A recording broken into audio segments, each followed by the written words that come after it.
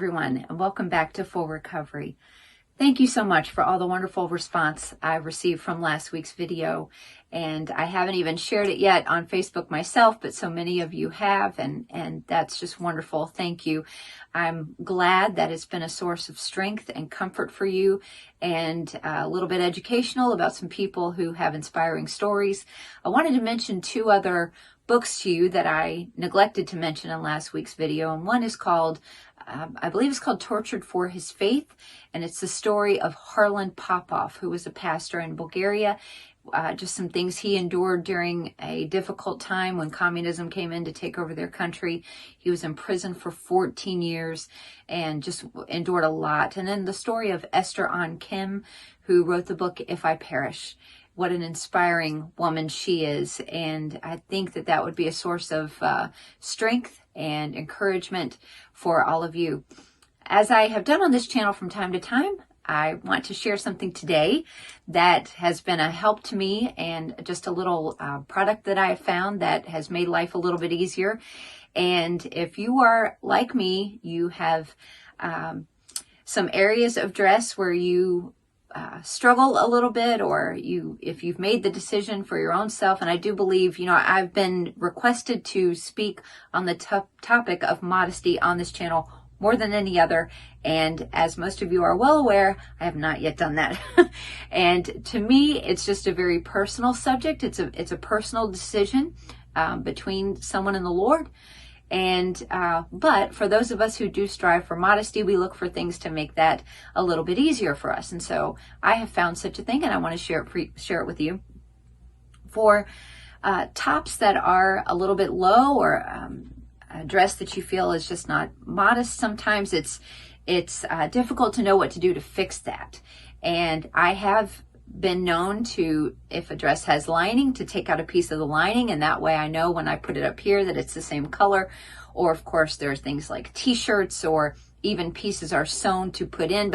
But sometimes with all of those things, there's a drawback. If you have a little piece that you put in, I mean, you have to, I have some of those, and I have to like Hollywood tape it to the hills to keep it secure and keep it flat. And I don't like things that don't look smooth and polished.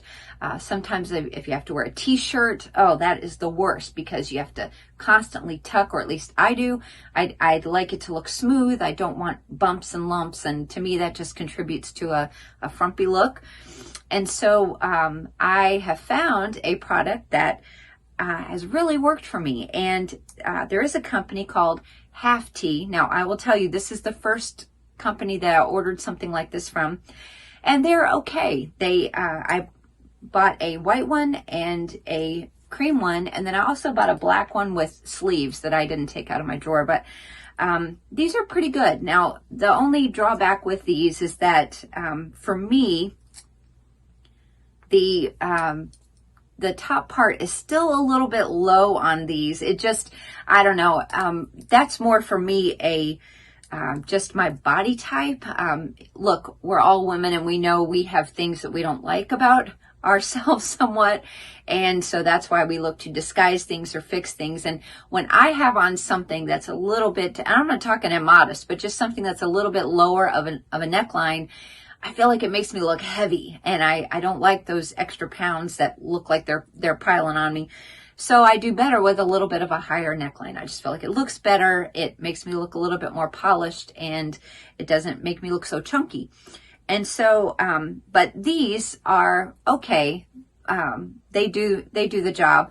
But I am looking to put a little something, some embellishment or something, just to raise them up a little bit, because last August, when my family and I went to Lancaster for my 50th birthday, we got to actually shop at the brick and mortar store called Main Street Exchange. And if you like that store, you've ever shopped from them online, you could literally walk in, and it may not be your taste 100%, but you could wear anything and everything in that store. It's like one of the most unique shopping experiences I've ever had.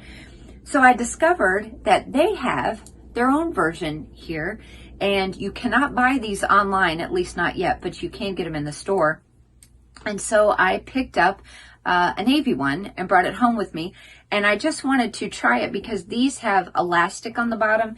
These from Half T have a band, which is very comfortable. And I was just nervous that this wouldn't be comfortable at all because it's elastic.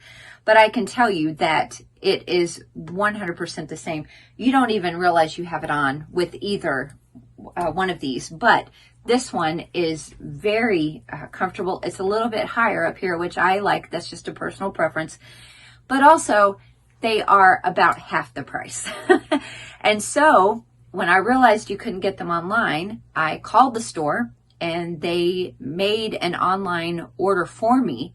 And then I was able to pay for it online and they shipped it. So now I have a black one that I have on. I have this navy one, a cream, and a white one. And these are just wonderful.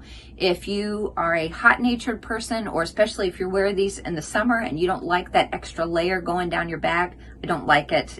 I don't like to feel the sweat going down my back. Or if you're like me and you have entered that age where you're just gonna have some times when you feel hot.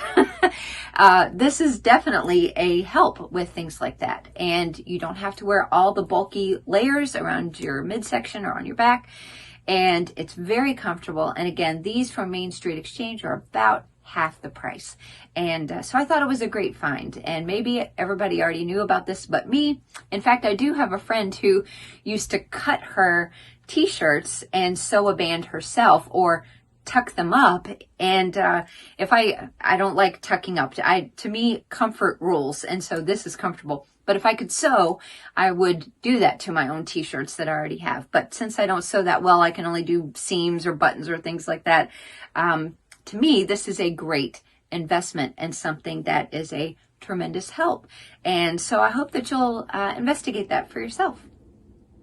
You will never go into an environment where people are involved that you won't have to strive to live peaceably. And my mom used to always say that life would be so easy to live if it weren't for the people involved in it. And she was joking most of the time when she said that. But, you know, the reality is that our issues are caused by other people most of the time. And turmoil is circumstantial most of the time. And sometimes it takes a great deal of patience and understanding and love and extreme Christianity to be able to make room for those kinds of situations in our lives. And I want to talk to you today in this video just about some scriptural ways to accommodate that, to make room for that in your life. You know, with what we've seen happen in our nation over the last few weeks, it's just proven to me that our nation is more divided than ever. And of course, that's due to Satan and his work. God unites, Satan divides. And we have seen this. We used to have, as Americans, mostly common ground that we could agree some on, that we could find a happy medium and sort of our American spirit came first. We're not there anymore. We have become very divided, and so we can't let that take hold in our own homes, though, in our own circles. And as with everything, those of you who know me know that my philosophy is with everything that I read in the Bible or learn, it is to be followed by in my own home first. And so that's kind of what I want to talk about today. I am 1/4 Cherokee. I have some Scottish thrown in there. I have some English, a little bit of English DNA, some Eastern European, just a little bit. So I'm kind of a melting pot of people, cultures, and so there's a lot that I don't understand about other cultures or races that I'm trying to learn. There's actually just one race, the human race, but other ethnicities that I'm trying to learn. But I don't think that we can ever look at a person and say, oh, you're just this, and that's why you act that way. I know there are a lot of people who blame their ethnicity or their culture on a lot of things, but we're beyond that as Christians. We need to just be growing more and more like Christ every day. It doesn't make you perfect, makes you striving, it makes you growing. And if you've reached that place in your life where you're just settling and blaming things on, well, this is just going to be that way because my family heritage, well, that's a poor excuse. And Jesus didn't blame any of his troubles. Of course, he didn't sin, but he didn't blame any of his troubles on, well, this is just my family issue. He never blamed his situation on any of that. And so with Christ's example as our guide, and of course the Bible and a walk with the Lord, we can overcome a lot of the negativity that happens out there. And we can certainly be at peace in our own lives, our own home. This channel is called Full Recovery because it was our desire from the beginning of this, that anybody who would watch, anybody who would find this channel helpful and inspirational would be able to recover from some of the things that have come our way in the last year. And right from the beginning here, I want to apologize if you're hearing crunching. That is our dog Theo chewing on the floor, and he just won't stop chewing his treat. So I hope you'll bear with me with that. And one of those things when you have a dog. So I want to just discuss with you some scriptural helps in dealing with people issues. And the more we go along here, and I don't care if you're Democrat or Republican, you have to have wrapped your brain around at this point that we just are not getting all the information. There's so much we don't know from both sides. And we just have to sort of arrive at the place where we deal with that when we need to in the moment. And then we put that aside, realizing God has a greater purpose and he is working behind the scenes, and we have to trust him to be doing what is best because we know he will. He promises he will. And so that's where I get my comfort and my ability to put all of that stuff in a little box and put it away when it needs to go away, and to be able to focus on what God is doing in this world and his purpose for the redemption of mankind. So the following are just a few helps to make it easier to navigate these times when we're dealing with people and issues and things that may arise. You got to always remember too that people are not our enemy. They're just saying what they feel, what they've heard, and so we've got to be on top of keeping our own spirits right. But number one, decide to get along with everybody. Decide to get along with everybody. Romans 12:18 tells us, if it be possible, as much as lieth in you, live peaceably with all men. He does say as much as lieth in you, and if it be possible, and those are qualifiers, allowing for the circumstance where it's not possible. And sometimes that's out of our control. Sometimes a person has been threatening, or a person has just been so toxic and volatile that we just can't coexist, or we just can't find a way to be anything but nice and kind with a wall up. But it's our job as Christians to strive to get along with everybody. Next, show a basic level of respect and trust to everybody. Again, this is one of those things where a basic level of trust is not going to be granted to every single person, especially after you've been burned. But you can respect everybody. James 2:1 says, my brethren, have not the faith of our Lord Jesus Christ, the Lord of glory, with respect of persons. So don't think that somebody is better just because of what they can do for you, or how they treat you, or if they're wealthy or whatever. And don't think of somebody as beneath you that doesn't have what you have, or doesn't live to the same standard, or maybe doesn't have the same education. I remember when I arrived at college, of course, I didn't know, I knew my brother and I think two other people, but they were married students at the time, so didn't really give me a leg up with anybody. But I do remember feeling early on when I got to college that There was a popular crowd, a cool crowd, and then there was the misfits, and I fit into the misfit category. And I felt many times like, well, I'm just going to have to, buck up and get through this and sort of, just figure it out and make my way. And those feelings and those surmisings, whether they were right or wrong, really helped to define how I began to work with people in the ministry that God would give us. And I don't like cliques. I don't like where things seem to be carried over from high school into adulthood. And there are cliques in churches today, and we have fought hard to keep that out of ours. I want every lady to feel that she can connect with every other lady, and I don't like it. And I do feel we have that. I do feel there are times in our past where that wasn't true, and it grieved me. But where we are right now, we have that, and I love that. And I just want to keep that going. Think about how that applies in your life. Do you treat somebody differently just because they feel about things differently than you do, or they come at life from a different angle than you do? We need to be able to respect people as much as is possible. Next, don't live content to be angry.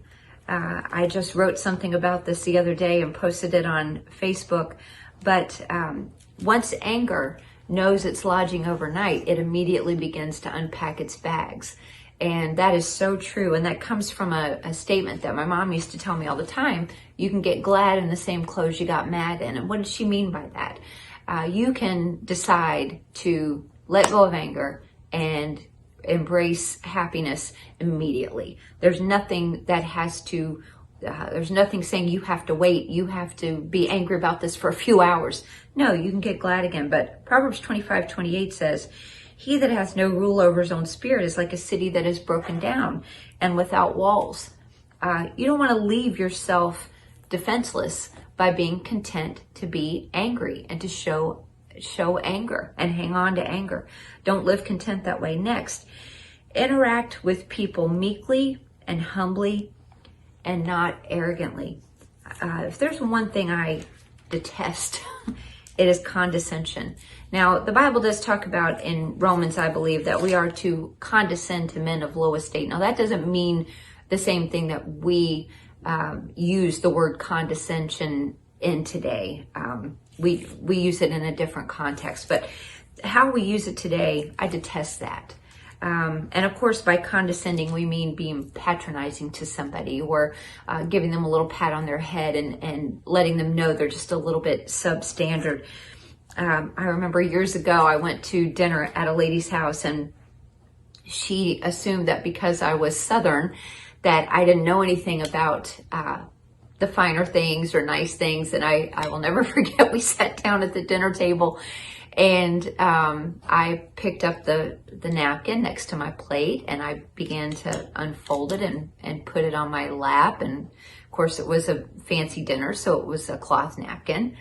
And she tapped me on the right arm and said, honey, that's a cloth napkin. I don't think they probably have those where you're from. And I was very young back then, and I am surprised, but I held my tongue. I wasn't known to do that very much back then. But I wanted to say, oh my word, just because I'm from the South, I mean, we didn't use our sleeves. We have cloth napkins in the South too. And in fact, I wanted to say, my mom has set a much better table than, and see, here I go again. But don't be condescending like that. Don't let people think that you are better than them, because none of us are better than anyone. Proverbs 6:16 and 17. These 6 things doth the Lord hate. Yea, 7 are an abomination unto him: a proud look, a lying tongue, and hands that shed innocent blood. A proud look. I am better. I am a step above you. I'm a cut above you. Those things do not help bridge the gap between people. Interact with people meekly, humbly, not with arrogance. Next, make room for customs and cultures that are different from yours. And this we find in Colossians 3:13. You know, I enjoy investigating how other people live. I've only had the opportunity to go to Europe one time, but I loved it. I loved investigating food and clothing and customs, and finding out what was habit, or what their habits were, what their lives were like. I've been in Canada a few times. I have several French Canadian friends, and I love to learn about their culture, about their history. I have many Spanish friends. I've never been to a primarily Spanish-speaking country. I would love to go. I took 2 years of Spanish in high school and a little bit in elementary school, and I want to become fluent in Spanish. But I love Spanish food, any and all. Give it all to me. I love it. And of course, you know, the Black culture in our country and around the world. I have always enjoyed interacting with people who come from different cultures than I do. They have things that they can teach me. They have things that I can learn. So Colossians 3:13 says, forbearing one another and forgiving one another. If any man have a quarrel against any, even as Christ forgave you, so also do ye. And above all these things, put on charity, which is the bond of perfectness. That's verse 14. Above all that, anything that you could have to disagree about, whether your way of life is right and theirs is wrong, above all of that, put on charity, which creates a complete bond. And we need to all be striving to do more of that. Next, I have to work twice as hard to show kindness to people who might be naturally inclined to dislike me. This is something my mom tried to instill in me when I was growing up. Not everyone is going to like you, so don't be shocked when they don't. Don't be shocked when they do things that seem to distance themselves from you, or maybe they will pretend to like you and then behind your back say things that try to dismantle you. Don't be shocked by that, because you're not going to be everybody's favorite person. And you may think, wow, what a cruel mom, but she helped me to formulate a path in my life that would help keep things real for myself and not be clouded by this person is you know, somebody I can trust when they're not. And in reality, I've been fooled very few times. I have been fooled a couple of times by somebody who really pretended to be my friend, and then behind my back was doing something completely contrary to that. But we have to work twice as hard sometimes to win people over. When you and I don't do a whole lot of this, but when you go somewhere and you speak to ladies, you learn pretty quickly that they're going to size you up within about 30 seconds. And what they make up about you in their own mind is pretty much that's the ears that they're going to listen to you with. And so you try to win people over and let them know, I'm not a threat to you. I'm not judging you, because I don't want anybody to judge me. And so you try to put them at ease. It's not always easy, and certain crowds and areas it's more difficult than others. And those of you who have done a little bit of that, you can maybe attest to what I'm saying right now. But you have to decide to win people over and go the extra mile. Matthew 5:41 says, "And whosoever shall compel thee to go a mile, go with him twain." My husband always says this, and it cracks me up too, that when people talk about we don't live under the law anymore, we live under grace. And when you think about the ideas that Jesus put forth in the Sermon on the Mount, I mean, it's like so much more difficult than living under the law. It really is. And, you know, if Old Testament law said you had to go this far, Jesus said, well, why don't you go this far? Somebody needs your jacket, well, or your shirt, give them your jacket too. Somebody slaps you across the face, give them your other cheek too. These are difficult things. It's like next level, doctorate level Christianity. But yeah, sometimes we have to go the extra mile in helping somebody to not dislike us so much and be able to win them over. And especially that's true when we're presenting the gospel. We don't want somebody to just dislike us at face value and not be able to listen to what we say. And so it takes a little bit maybe to win people over sometimes. And we've got to work at that. We can't balk at that. Next, let people joke about their own stuff. Proverbs 26:17 tells us, he that passeth by and meddleth with strife, belonging not to him, is like one that taketh a dog by the ears. Have you ever seen a dog recoil or maybe show his teeth when somebody starts to grab him by the sides of the head? They instinctively, that fight instinct kicks in, and they just want to show their teeth. They want to protect themselves. And when we do that in life, when we walk by a situation or we get wind of a situation and we want to put ourselves in the middle of it, it doesn't belong to us, but we want to put ourselves in the middle of that. It's like that person's going to become like that dog, and they're going to get very defensive. And, when I was a kid, the big joke was about Polacks. Everything was a Polak joke, people from Poland. And, it was like, well, when were they ever going to come here to fight back about themselves? So everybody made Polak jokes. Nobody thought a thing about it. As we get older, we start to realize, there's a lot of joking that goes on that's really hurtful. And as it turns out, Polish people are not stupid, as we made them out to be. And so many times I find myself, being the brunt of Southern jokes and going, hey, we're not like that, and you have to laugh some of these things off, but there are some jokes that are not funny. In fact, any racial joke like that, it's just not funny.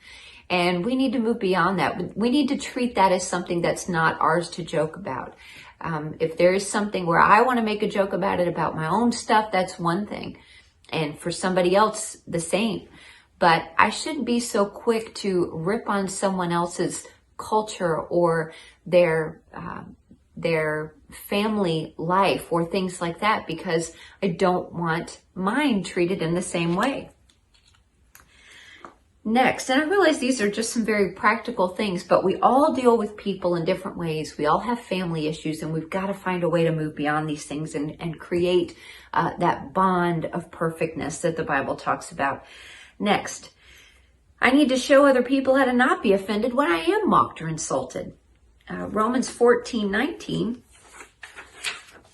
tells us, let us therefore follow after the things which make for peace and things wherewith one may edify one another. There's that word that jumped out at me again for this year, for 2021, edify. But if I'm going to do that, I have to show people how to not be offended. Great peace have they which love thy law, and nothing shall offend them. Does that mean you can never be upset? No, but it does mean we need to have that peace of God that rules in our hearts so that we can show others, especially those under our own roof, how to handle these things. Don't just fly off the handle when you're mocked, when you're insulted. Let the peace of God rule over that for you. Next, I need to work at correcting the problems of my own people or ethnicity or family situation. I need to work at that. Galatians chapter 6 and verse 5 tells us, and this one's going to take me a minute because I didn't mark it yet, and I should have, but Galatians 6:5 tells us, for every man shall bear his own burden. And this applies to many areas, obviously, but when you get to the place where you say, okay, I'm responsible for my stuff, it's an eye-opener. And it is an education for those who are around you, that you don't blame, that you don't accuse. You are taking things for yourself with God helping you, and you're going to fix them. I tell young people, whatever happened to you up until age 18, that's on somebody else for the most part. But when you get out on your own, you can no longer blame, because there is a God in heaven who will help you to heal. And there is a path ahead for healing. And even for those of you who say, well, I've had it pretty good, I don't really have very much to deal with in life, I would guarantee you there are areas still where you need God to help you heal. Why? Because we are all raised by imperfect human beings. And so whether or not you think you do, you probably do. And this is something I've said to our own 3 children. You will bring things into marriage that you don't even realize, just because you're raised by an imperfect mom and dad who strive to do our best and we really tried hard to raise you with godly principles, but we still made mistakes. And so there are going to be things that you bring into marriage that you have to work on. It's natural. So don't be afraid to tackle that. Next, we need to decide not to blame people's foolish actions on their race, their culture, their political party, or anything else that might come to define them in our minds. People are truly a melting pot of everything that's ever been put into them. And so it's not up to us to just label that and blame, oh, they're just doing that because they're this. And I know there's all kinds of groups on social media now, Southern groups, we do this because we're Southerners, or we do this because we're Spanish, Hispanic. We do this because we're Italian, all of these things. And it's okay if people want to do that about their own people. But when we're looking to find fault, we shouldn't blame it on, they just did that because they're this. That is a stereotypical cop-out. And we can find the answer to that in Romans chapter 3 and verses 10 through 12. As it is written, there is none righteous, no, not one. There is none that understandeth. There is none that seeketh after God. They are all gone out of the way. They are together become unprofitable. There is none that doeth good, no, not one. Basically, what the Bible is telling us here is that we're human, and that's why we deserve blame. That's why we sin, and that's why we make mistakes. When Jesus was kneeling down to write in the sand with the woman caught in adultery, the woman taken in adultery, of course, everybody standing around was accusing her, she's just a bad woman. This is awful. She needs to die. And Jesus, when he knelt down to write in that sand and stood up, and said to her, where are your accusers? And she was like, they're gone. I don't know. What did Jesus say to her? Did he say, all right, I know where you came from. I know how you got here. It's okay. Go on and keep doing what you're doing. And the next time this comes up, I'll be here to rescue you again. No, what he did say to her was, go and sin no more. Don't do this anymore. Now I've forgiven you. It's okay. Nobody's here that's going to threaten your life. Now don't do this anymore. There's no need to do this. So many times we just keep continuing in sin because we just think, well, this is my family, or this is my heritage, or I come from a long line of this. Well, we all come from a long line of sinners, but we can conquer that with Christ helping us. Next, we need to acknowledge when we're on somebody else's turf. Exodus 22:28 says, thou shalt not revile the gods, nor curse the ruler of thy people. Now, this is coming in the middle of a lot of laws that God was giving to the children of Israel. And so this is just one little snippet in there in this line, but it definitely makes this point.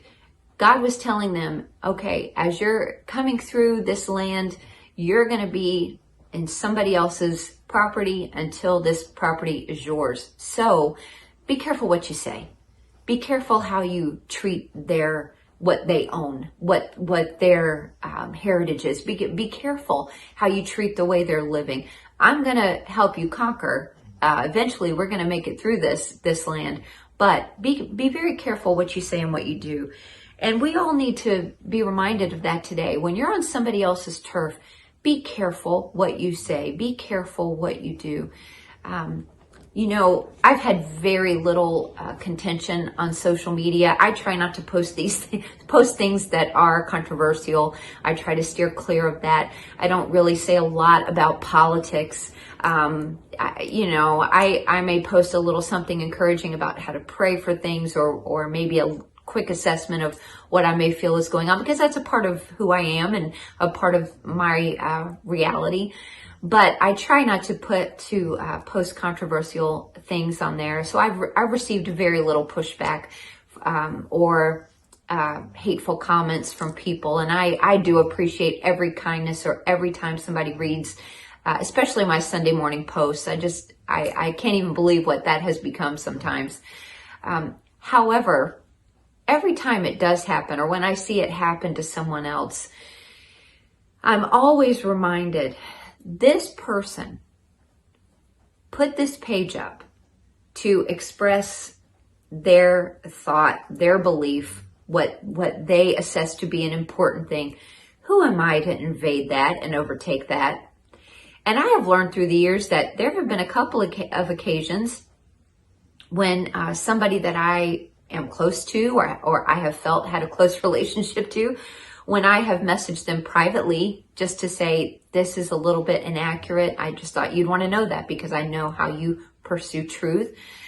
Sometimes, most of the time I would say, and I think I've maybe done that 4 or 5 times in all the years I've been on Facebook. But most of the time that has been very well received. There's been a couple of times where I've realized pretty quickly, you know what, it's best to just let it be out there. Now, I have never reprimanded somebody or instructed somebody in a public way. Never. And I would not do that. Maybe in a joking or teasing way, something along those lines.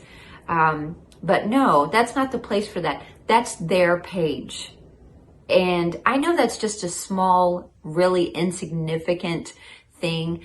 But how many times in life do we go attack some? We are living in a cancel culture society now, where you can't express a view that differs with what somebody else expresses, or you are potentially out of a job or out of something where your life is benefited. And I don't know that this is going to end at any point. And so here we are. But as Christians, we cannot do this to each other. We have to be above that. We have to be beyond that. We have to respect someone else's turf. We have to respect what they have built. How many churches have you seen where somebody comes in and they have left a church because they were disgruntled? They come into a church where they remain disgruntled, and they've come from a church that they've tried to tear apart, and now they're trying to tear the new church apart. And it just keeps being repeated. Why? Because the disgruntled person doesn't leave themselves behind. They keep bringing themselves with them to the next place. And so when you go into some place, any organization that someone else has built, remind yourself of that. I didn't build this. My husband is very cognizant of relationships built in our church for business purposes. And our church people that do own their own businesses really tread lightly with that. Because outside of church, you probably wouldn't know this person. And so you have to be careful how you treat them. Why? Because you didn't build this. And so it's not within your hands really to be able to tear that apart. We have to be careful about those things. Next, I need to make sure that my turf, my space, my bubble is characterized by love. Galatians 5:22 tells us, but the fruit of the Spirit is love, joy, peace, long-suffering, gentleness, goodness, faith, and it goes on. My husband often says, and I totally agree and say it now too, that if we were to come across Jesus Christ in real life, in the flesh, as he was on this earth, he would be characterized by love, joy, peace, and on with the fruit of the Spirit. He embodied that. And that's what we're supposed to do as well. Make sure that our turf, our bubble, our space is characterized by the fruit of the Spirit. If our home is in constant turmoil, it will not only be evident to the outside world eventually, but it will be most evident to those under our own roof. And we cannot afford to have them feel they were treated in that way. We just can't. We've all seen enough young people check out of church and check out of Christianity to the degree that they have, because they have felt it wasn't carried out under their own roof. And we can put a stop to that by this next generation of young families that are starting to say, okay, in our house, we will be characterized by love, joy, peace, and that will rule the day. Next, we have to be strong enough to bear the burdens of someone else's fears. Galatians 6:2 tells us, bear ye one another's burdens and so fulfill the law of Christ. Now I can hear you now. I thought everybody was supposed to bear their own burdens. Yes, but you and I know that there are people who just can't seem to bear any of their burdens. And yes, it's draining, and it is it's a time taker, and sometimes you do have to put the brakes on helping a person like that. But that's rare. That's a rare person. Those people really will, and I hate to sound harsh, but those people really will suck the life out of you sometimes. But those people are very rare. The vast majority of people are like you and me, where sometimes we just need help, a little help from time to time. We need a little bit, and most people are like you and me, where we're not going to admit it. And so for people who do need help, we've got to look for ways to assist. Can you make a meal? Can you pick up their child? Can you pray for them?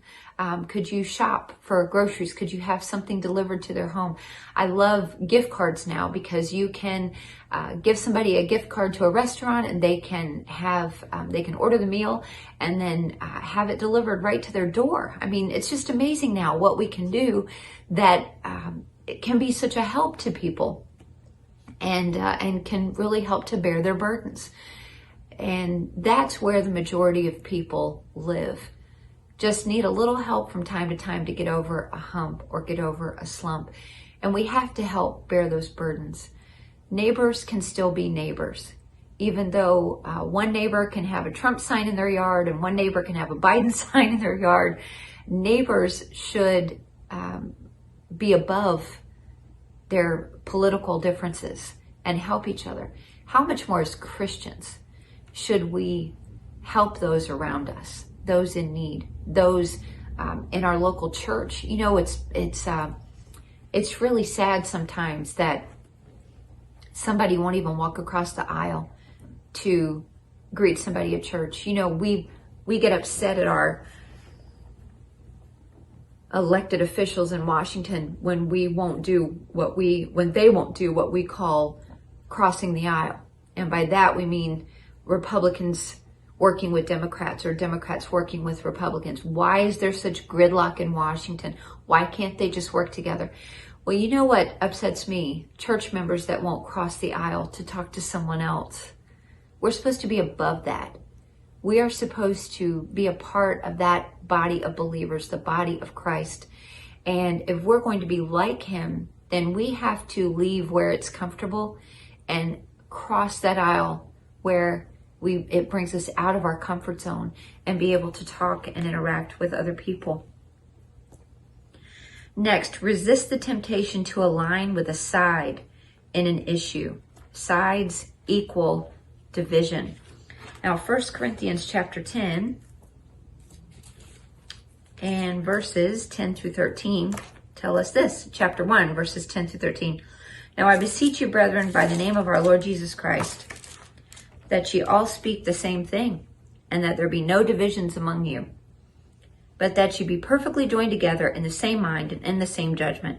For it hath been declared unto me of you, my brethren, by them which are of the house of Chloe, that there are contentions among you. Now this I say, that every one of you saith, I am of Paul, and I am of Apollos, and I have Cephas, and I have Christ. Is Christ divided? Was Paul crucified for you, or were you baptized in the name of Paul? Those three words, is Christ divided? Does he really want us saying, well, I am, more of a representation of him, or I am, of this person or that person? No. As I said a few minutes ago, God is a unifier. Satan is the divider.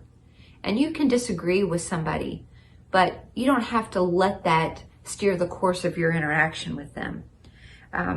Don't take sides unless it's the side of right and wrong. Really try to be a peacemaker for people.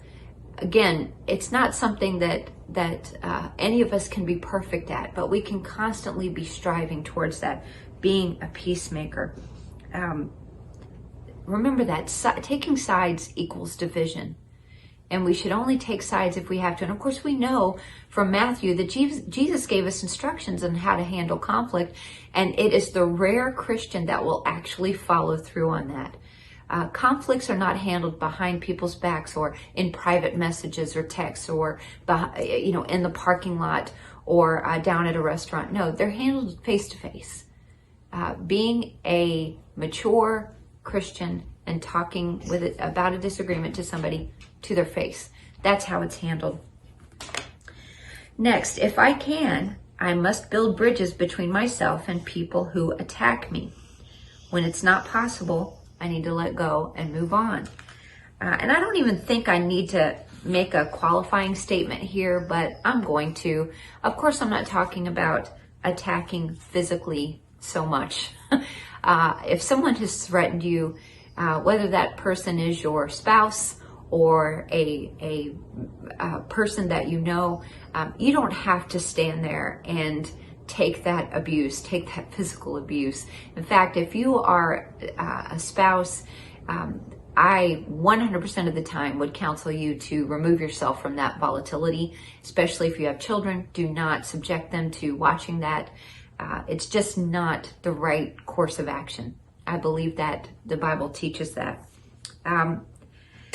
However, if you have received an attack from somebody, and that happens from time to time, what should you do? If it's possible, build a bridge. If it's not possible, let it go and move on. Romans chapter 12 and verse 20 says, therefore, if thine enemy hunger, feed him. If he thirst, give him drink. For in doing so, thou shalt heap coals of fire on his head. Be not overcome of evil, but overcome evil with good. And it is difficult when you feel that somebody has launched an attack at you. It is difficult to steady yourself. I will tell you, and I've said this before, so it is what it is. But I have felt through the years that if you want to attack me, fine. I mean, it just lets me know that, where you stand and doesn't make me love you less.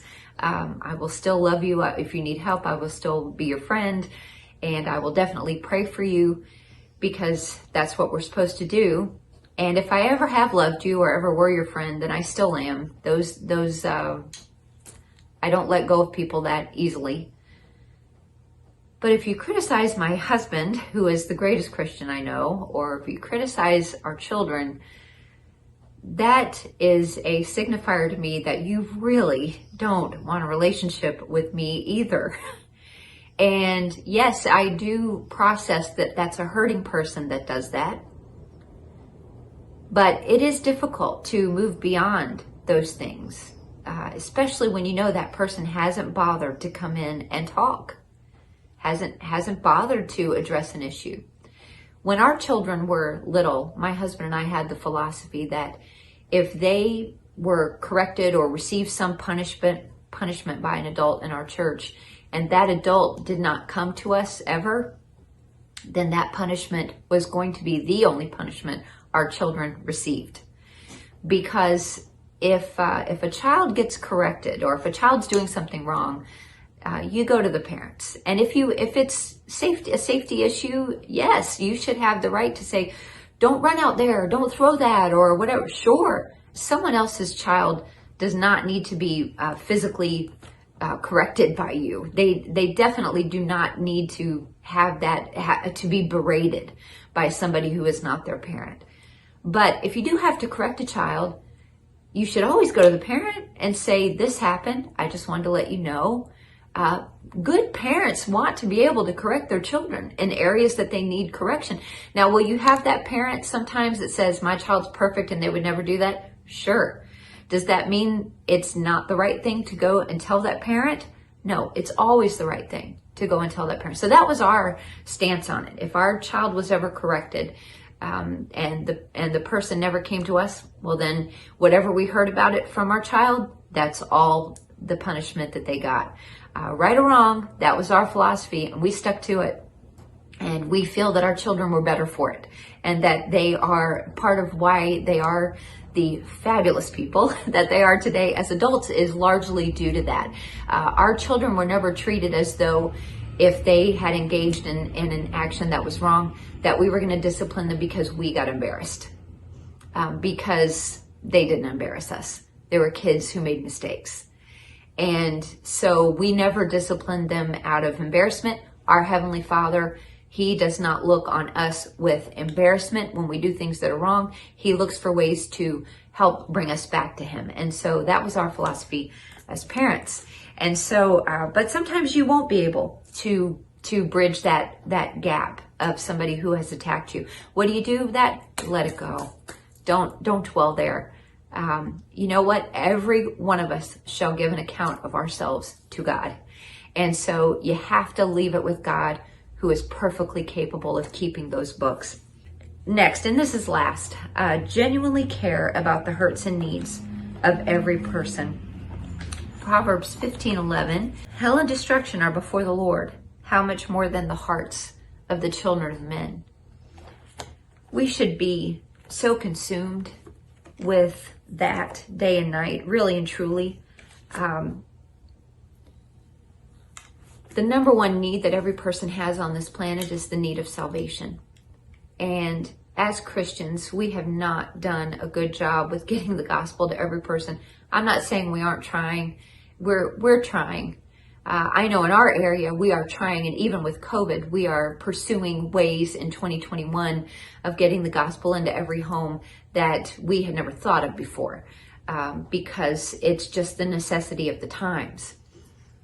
Of course, my husband has a radio broadcast that goes into the homes on Sunday mornings here in our area. We encourage each other to pass out tracts, to witness to people as we go. Our bus ministry has been a little bit limited in the last year as far as what we can do and how we can proceed. So that's kind of handcuffed us a little bit. I'm sure you're all facing the same issues, looking to get back out there, and maybe you already are where you live, and that's wonderful. But that's the number one need that every person has, is to have that their eternity secure in Jesus Christ. But there are other needs that affect those we know and love, and we have to care about those. We have to look for ways for people who are suffering, ways that we can ease that. Now I've had through the years, and of course, we started our church. This will be our 27th year. This year we will celebrate 27 years of starting the church. And so we've seen this a lot through the years, and I'm sure where you are, whether you're in the ministry or not, you have seen this. There are people that are just takers, and they're going to do that. And so you have to have some patience with that and understanding, and know your limits. And you really do have to put the brakes on sometimes. But that's not the vast majority of people. The vast majority of people just go through ebbs and flows of life like we all do. And sometimes those ebbs and flows contain hurts. And we need to be there for each other. We need to look for ways to be a help, to be a strengthener, to be an encourager. Come out of yourself. In 2021, we need to be looking for ways to conquer the deficits of 2020. Our family had a lot of blessings in 2020. Of course, our son brought us our first daughter-in-law, and our first grandchild was born, little Luke, and our baby girl got engaged. And so 2020 brought us many wonderful blessings. But there was a lot of pullback, a lot of drawback in 2020. So as we come into this new year, we're in it now, we're halfway through January already. As we move forward, look for ways to be a help. Look for ways to strengthen. Before you say that next word, think to yourself, will this edify? Will this strengthen someone? Before you hit post, can you read through what you've written and say, will this be a strengthener? Will this build somebody? Before you pick up that phone and make that phone call, can you examine what you're about to say? And is this going to strengthen this person? Is this necessary to tell this person? And if it's not, keep those words in. Don't let that finger press post or send. Don't pick up that phone, and just try within yourself to bear your own burdens. Look to bear the burdens of others. Don't blame people for where they've come from and what they've got going on. Just try to help build a bridge to navigate that for them. Rely on the Lord Jesus Christ for strength and help every day. And move forward into 2021 with renewed purpose and vision for yourself. No child is born with division in their heart. Babies are born wanting to be close to people and unify and love people. And they're not born wanting to divide. We grow up thinking that's okay. And I pray that every one of us will strive to put that old nature behind us and move forward uniting. And I love you all. I hope you have a wonderful week. Thanks so much for watching. Bye-bye.